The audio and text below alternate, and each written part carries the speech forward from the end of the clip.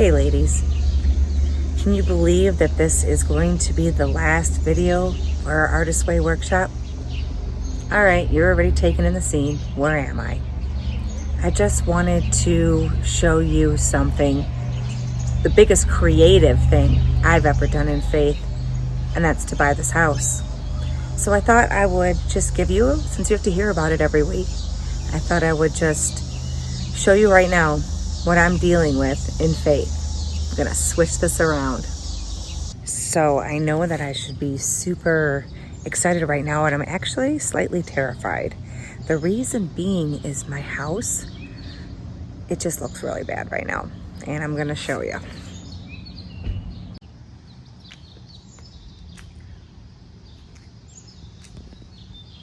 So here we are. This is the stage of a house where it's probably the most ugly. They're scraping off all the vine. They have to seal and fix all my windows. We broke a couple windows while in the scraping process.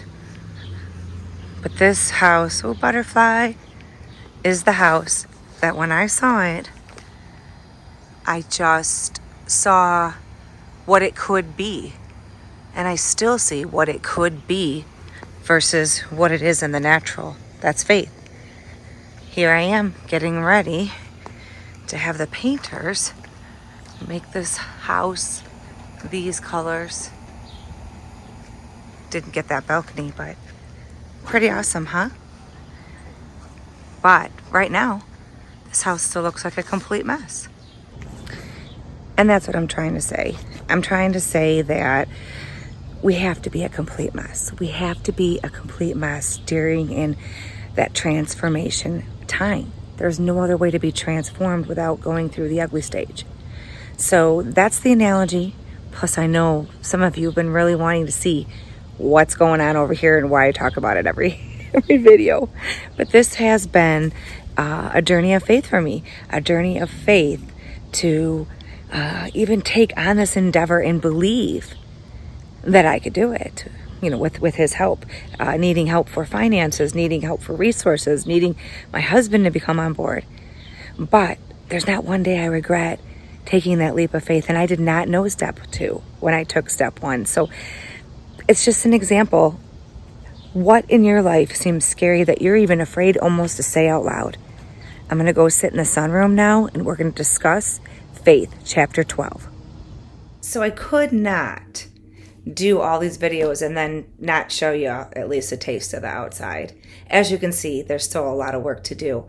I guess since these videos are ending for just the Artist Way workshop, follow me on Facebook or Instagram if you want to see the project. In about 4 weeks, this house is going to be white with a beautiful Isle of Pines trim. That's the green. And then the gray is called an elusive green. And even the color palette gets me excited. So, thanks for letting me live life, love Jesus, talk about art, talk about Julia Cameron with all you lovely, lovely people. Very blessed. So, faith, week 12, recovering a sense of faith. And it says, in this final week, we acknowledge the inherently mysterious spiritual heart of creativity. We address the fact that creativity requires receptivity and profound trust, capacities we have developed through our work in this course. We set our creative aims to take a special look at the last-minute sabotages that are coming our way. Critics gotta try. We knew our commitment to the use of the tools that we're learning, okay? So, I'm on page, there's not a page on this page, 193. And got just a few notes here. This first section called Trusting. And I guess creativity itself requires faith. Well, we're not accustomed to thinking that God's will for us and our own inner dreams coincide. Is that a concept that you can evaluate with the Creator as you look at your God concept to see if you still feel that way or if those can coincide. I believe they can and testify to that all the time. And I believe that's part of the synchronicity. I don't think it's synchronicity that my house is at this stage right now while we're talking about faith. It was like, I just asked the creator, what do I talk about this week? He's like, show him the house. Okay, show him, So I just feel like I'm partnering with what I'm supposed to do versus like thinking all this stuff up. So I love how she says the last line in the trust section, the last thing it says, by trusting, we learn to trust. I'm going to say that again. By trusting, we learn to trust. You're like, okay, that's goofy. But that's what I'm saying. It's like you got to do it afraid. To learn to trust, you have to trust. Like, do it and see what happens and then be like, okay, I can do this again. So I thought it was interesting too that sometimes we just don't even have the courage to like admit our dreams. Even if like some of these like ideas or inspirational things that come to you don't end up happening. Are you able to even vocalize what those are? Or is that silly or just a waste of time? I think it's okay to try to speak out some of this stuff, even if it's just to yourself in the mirror, even if it sounds goofy to yourself. Like I've told a couple people, and I don't even know if I'm going to follow through, but I've actually mentioned on this video, there's something about being a landlord or property management. I'm not doing anything with that right now. And it feels really weird to say that with everything on my plate, but I feel like I almost need to testify that there's this spark there that we later, if it manifests, I can be like, yeah, that really was something. But if it doesn't, I don't have to be shamed and embarrassed or feel like a failure because I didn't pursue it. Does that make sense? So is there anything that you want to vocalize even without the pressure of it having to happen? I think that's a good question. So maybe that could be a very helpful morning page prompt if you're looking for one. Can you say it out loud? She talks about following your bliss and the doors will open. So do you believe that? She talks about mystery and she talks about the darkness, and we pretty much focus on the light, especially in the Christian world.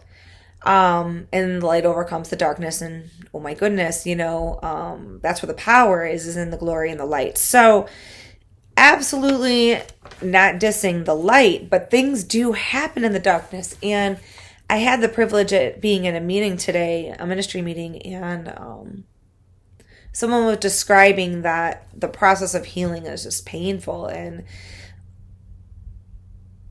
that they know it'll be good, but it's just, and they were very calm in describing that they were kind of going through some stuff and some pain.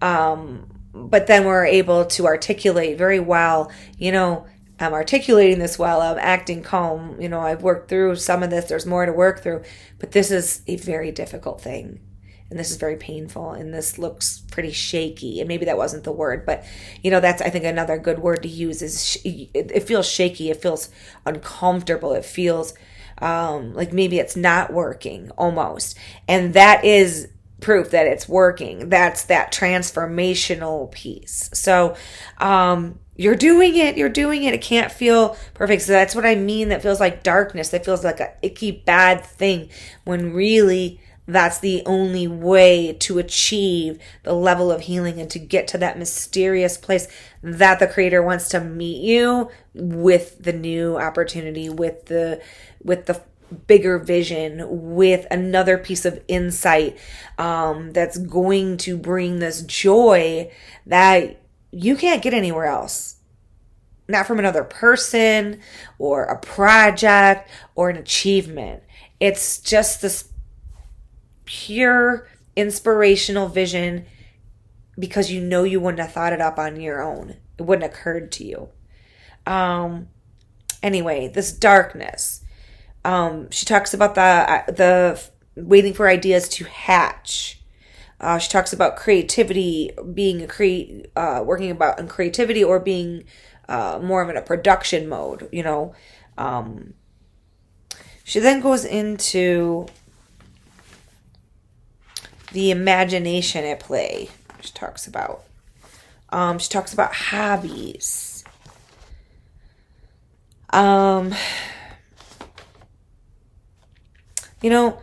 Hobbies, I think that word's interesting. And you don't hear that word a lot anymore. What are your hobbies? It's like, what's that? Who's got time for that? Hobbies were almost like a side category because creativity is important, and it's involved in every aspect of our life. We have to be creative about what we're even going to eat when the fridge is empty, like mine right now. Okay, what goes with eggs? One egg and a half a piece is whatever, right? But we must really think about these hobbies. If you don't have any hobbies, I don't know. I think that it's almost an excuse, the word. I don't hate the word at all. I think it needs to come back or something. But I'd like to think of it as more your form of art. Because, we have different things that we're into. But hobbies are like, put it on the list with everything else that's important in your identity. And I loved how she talked about sewing or gardening. There's something about those particular things that renew. And I'm like, oh my gosh, no, maybe that's another reason I really like it. I didn't even know that's why I liked it. And sewing, I didn't think that was a synchronous. I think that's a synchronicity either. I got a sewing machine for my birthday from my mom. That's kind of a whole nother story. But I have no idea how to use it. She's a big quilter, has the top of the line stuff, but she got me a pretty decent machine and lessons, and I'm going to go embark on that. And I feel like I have zero time to learn this, but I also want to be able to hem my own curtains and fix a pair of pants. And, my mom is still my seamstress, and I don't need her to be forever. So, I don't know, but there's something she's saying about doing the mending. It's even in the tasks this week. So I'm excited. That's happening right after our last class, but no, because we're going to do a social thing. So, groups get together and do social stuff too. Your group needs to do something social. Okay, so the darkness and the hobbies, and these hobbies are important. So it's not just like, I don't have time for that. That's not part of what I need. The next thing she says is that we must get serious about taking ourselves lightly. Lighten up. We spend so much time thinking about what we're thinking about. Overthinking. And we need to sometimes literally lighten up, Can't take ourselves too seriously. We have to have that childlike faith, plainness, innocence, and that can be reignited. We have to work at learning how to play, like playing with your animals, or doodling, or being silly and dancing for a second. Telling a joke, just what else? So what did we do as kids? Try doing some of these things again. Sarah in class said that, did you really like swinging when you were a kid? And I didn't know Sarah as a kid, but thought it was a cool question, something that maybe God prompted her to ask me. She asked me the coolest questions. And I'm like, well, I really did like it, but I really haven't swung lately. And I think that would be really fun to get back on a swing. I'm not embarrassed to go find a swing big enough to hold me and to do it. But she sent me this Facebook message of this cool swing thing that I could put outside. I was like, oh, I don't know. Maybe that's going to go next to my catio I'm thinking about building. And that seems pretty crazy and goofy and swanky and wild. But yeah, thinking about putting in a catio for my 3 indoor cats that I want to be able to have some outdoor experience. So, yeah, I'm crazy. Yeah, I'm a cat freak. But Some of you, I lost some fans just over that. For all you non-cat people, I'm so sorry. But do things, they make you so happy. I can't explain it. Just makes me giggle. All right. You know what else I want to say? Because I meant to say this earlier. One of my biggest dreams that I want to verbalize that sounds silly is helping other people achieve the dreams that I see in them. Now that's not a scapegoat thing because and I know that can be kind of shadow artisty. So I got to watch it going back to the beginning. But I feel creatively, I would love to work with a couple of my close friends to make some videos of them, wink, wink. And I feel that that would be a creative outlet, not only for us in the ministry, but also. So I'm just going to speak that out too. I think it's time for a Sozo talk show or something. It doesn't have to be the name. I think one of my friends already has a good talk show or podcast name that she's held on to for a long time. But sometimes these things that just sound so silly, we just need to do them. Why not? All right. Every time I bump this table, I move the camera. This is such great video skills because I do these all in one take. Dorky. Someday I'll take myself seriously to make videos. All right. The last thing was the escape velocity. And she kind of gives some examples. Don't be fooled. We need to really think carefully. And that's why spending time every day in a stillness and writing some of this stuff out is important because we need to be silent among the doubters about some of our dreams. Sometimes we're inclined to brag because if we do take a step of faith, we're like, yeah, we're doing it. And then we go tell people that just don't get it. It's like, why did we do that? Why didn't we just watch it happen? And then they'll be like, oh, I can't believe you did that. So you need to think about who, she talks about that. Who are your people? She talks about the wet blankets. Yep. But if you know someone's a wet blanket, don't go tell them all that. And it could be a spouse or a mom or a best friend. I get it. But a sister, You can't always.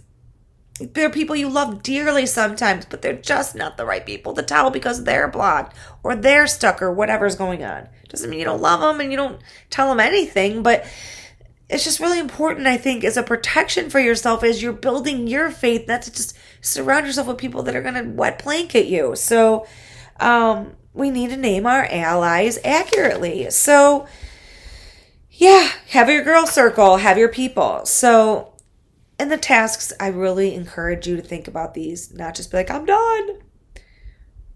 Where are you still procrastinating?